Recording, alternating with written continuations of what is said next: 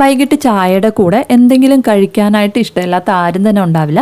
അപ്പോൾ ഇന്നത്തെ വീഡിയോയിൽ നമുക്ക് നല്ല ചൂടോട് കൂടിയിട്ടുള്ളൊരു വാഴയ്ക്ക ബജി തയ്യാറാക്കിയെടുക്കാം. അപ്പോൾ അതിനായിട്ട് ഒരു ബൗളിലേക്ക് 1 കപ്പ് അളവിൽ കടലമാവ് ചേർത്ത് കൊടുക്കാം. ഇതിൻ്റെ കൂടെ 1 സ്പൂൺ അളവിൽ അരിപ്പൊടിയും 1 സ്പൂൺ അളവിൽ മൈദയും ചേർത്തതിന് ശേഷം 2 ടീസ്പൂൺ അളവിൽ കാശ്മീരി മുളക് പൊടിയും 1/4 ടീസ്പൂൺ കായപ്പൊടിയും ഒരു നുള്ള് ബേക്കിംഗ് സോഡയും കൂടി ഒന്ന് ചേർത്തതിന് ശേഷം ആവശ്യത്തിനുള്ള ഉപ്പ് കൂടിയും ചേർത്ത് നന്നായിട്ടൊന്ന് മിക്സ് ചെയ്ത് കുറേശ്ശെയായിട്ട് വെള്ളം ചേർത്ത് ഒരുപാട് കട്ടിയും അല്ല ഒരുപാട് ലൂസും അല്ലാത്ത പരുവത്തിലൊന്ന് കലക്കിയെടുക്കാം. ഈ ഒരു പരുവത്തിൽ വേണം മാവിരിക്കേണ്ടത്. ഇനി നമുക്ക് 2 വാഴയ്ക്ക എടുത്ത് തൊലിയൊക്കെ ഒന്ന് കളഞ്ഞതിന് ശേഷം കുറച്ചൊന്ന് തിന്നായിട്ട് കിട്ടത്തക്ക രീതിയിൽ വാഴയ്ക്കൊന്ന് കട്ട് ചെയ്തെടുക്കാം.